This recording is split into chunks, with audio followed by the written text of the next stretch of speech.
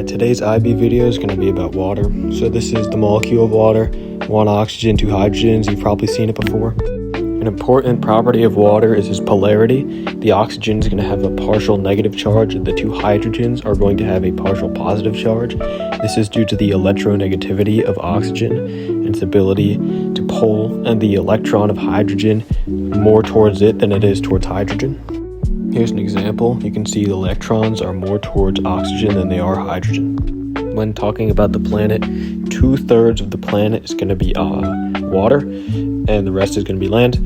And 65% of an adult human body is also going to be water, a very important aspect of life on Earth.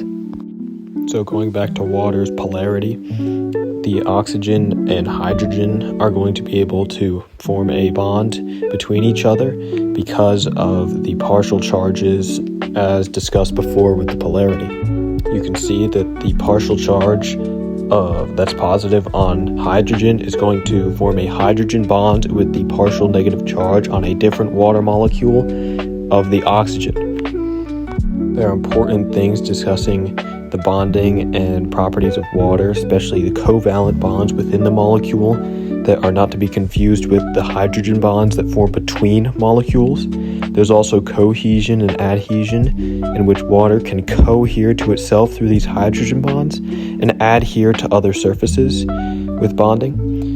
There are thermal properties of water, such as its high specific heat that helps animals maintain constant body temperatures. There are also physical properties of water, such as viscosity, in which viscosity is friction between fluids, and there is low viscosity in water, and also water makes things buoyant. Let's now compare air and water with their properties.